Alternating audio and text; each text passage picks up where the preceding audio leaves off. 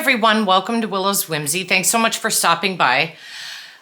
This is my series, Neecie's Many Musings, and I'm going through a lot of mental health stuff. I always have been, and that's part of my story, that I'm currently doing, is I'm trying to share my story with folks from a mental health perspective and how some of my various diagnoses, have affected me over the years. And I will probably talk about this to a certain extent in that series, but I wanted to give this one just a little bit more, emphasis. And basically it's on rituals, because I am a very ritualistic person.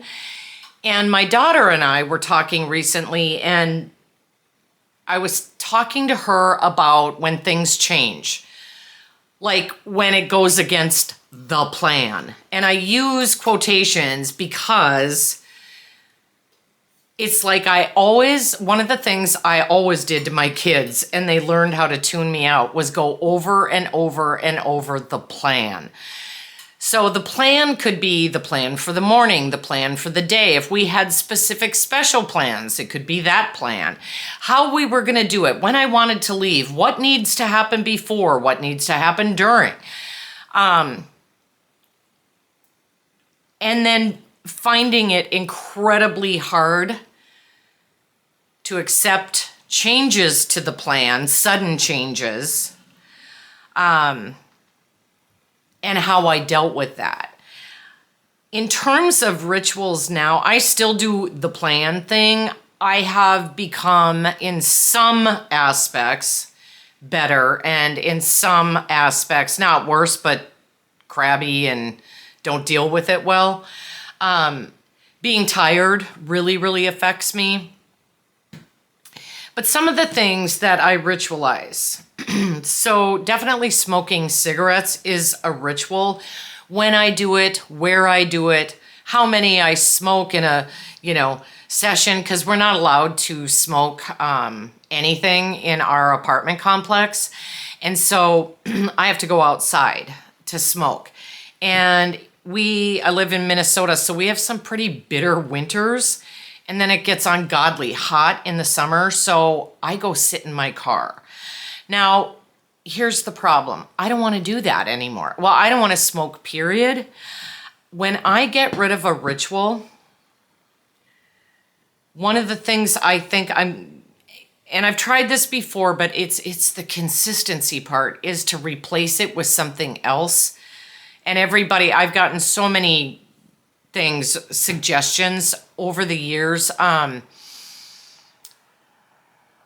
It's not just the act of smoking, it's everything around it. I've talked about shame, the shame game. I did a video on that recently. I'll put the link up somewhere, probably down in the description, so you can go check that out if you want. But I sit in my car, right, and it's embarrassing because all of the other tenants, it's a huge building, they come out, and there I am just sitting in my car, just sitting there smoking, scrolling on my phone. It's embarrassing. Some of the people here that I've gotten to know that I'm laid off and that we're struggling financially, and I'm sure they're like, oh, but she can afford to smoke cigarettes. And I think that about me too. So the point is, it all, the pain of giving up a ritual for me is so more intense than the benefits of giving it up. And I have to find a way to flip that narrative. Some other rituals I have dermatillomania, which is a form of OCD. It's in the excoriation family. There's one so there's dermatillomania, which is skin picking. Then there's trypto something mania, which is where you pull your hair out. Now, I don't have that, but I play with my hair constantly. I have since I was a little girl. So twirling it, I'll tie it in knots. I'll take it like this. And people are always like, you're going to wreck your hair. And I've literally had to cut my hair at times because of it. But see, I made a knot there. But I'll keep going till it's like this huge thing. And then I, just take it out. Like I said, sometimes it won't come out and I have to cut it out. But I definitely don't pull my hair out. But the skin picking is horrific. And some people cut. That's in that family too, cutters. It's really bad. And you want to talk shame. The shame comes in for me. It's not even that I do it. It's the way it looks. It can become excruciatingly painful. I have had wounds that have lasted 9 months because I just keep reopening them. I take the scar off. Anything that's rough, not smooth, I'm going to be at.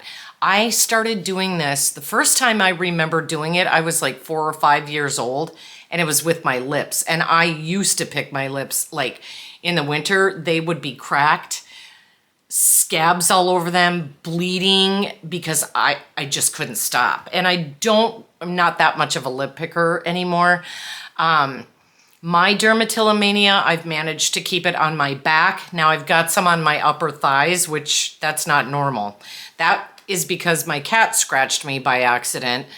And so anytime there's any kind of wound, I will take the littlest scratch and turn it into a gaping hole. I'm just being honest, it's gross. I know it's gross. I'm not going to show pictures because that might be triggering for some people. But that whole act of picking is a ritual. And I usually do it, it's like I don't even know I'm doing it. It's when I need to detach from something or zone out, my hands will automatically travel and start messing with stuff. I've done it half in my sleep too. I have a morning skincare routine and a morning hair care routine. I have a evening skincare routine and an evening hair care routine. Those became important to me as I started to age, and I don't like it. I know it's inevitable. I know it happens to all of us. It pisses me off. I have no choice but to accept it, and I'm working on that. Now, one thing with the financial devastation, I guess, for lack of a better word, that we've experienced, I learned that I can live without my anti-aging products and all my hair products. The funny thing is, I didn't suddenly start aging dramatically when I stopped using these products. Like, if you look at skincare, most of them that target wrinkles, in fact, I've never seen one that doesn't say this. My sister pointed this out to me years ago, and so I always look now. It will be advertised as diminishing the appearance of small wrinkles or fine lines or whatever. It doesn't say that it diminishes wrinkles. It just says it diminishes the appearance. And what I'm finding, there are things that have helped my skin, like they've evened out the skin tone, they make it softer, but I have wrinkles. And when I stopped using the majority of these products, in my mind, I always told myself, I'm doing this so I don't age anymore. But when I stopped using them, I still look how I've looked. You know what I mean? It's not like I aged 10 years all of a sudden because I'm not using them. So that was done out of absolute financial necessity. I gave that up. It's still there. I still have some products that I use. But I've spent $12 at Ulta this year, and usually I've spent $300 to $400 by now.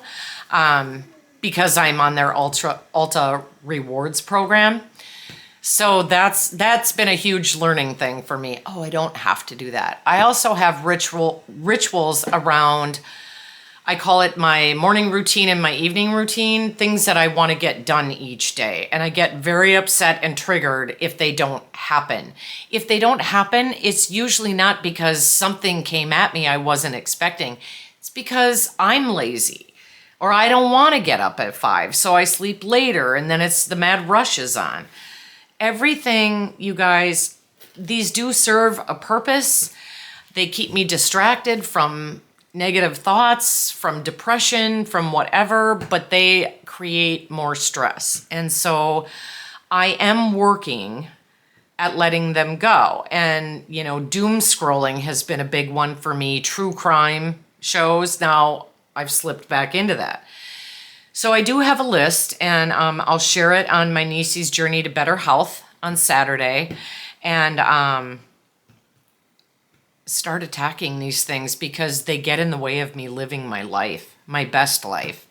A life that can be spontaneous, you know. It's good to have plans. It's good to have regular things you do. But when you take it to the point where it's so overwhelming that you can't do it, or that if you don't do it, the world falls apart, it's not a good thing. So that's what I got for you. I will be back next week with another Niece's Many Musings. I want to thank you so much for watching. My subscribership continues to grow, you know, slow but steady, and I'm thrilled with that. So if you would give me a thumbs up, if you would subscribe to my channel, feel free to comment below. Hit the notification bell so you always know when I download. I would love that. I'm so grateful for all of you and what's starting to happen here. I just want to build a community of people who support each other through, you know, through the hard stuff, through learning, through knowledge, whatever it is. I hope you guys have a great week, and I'll see you next week. Bye.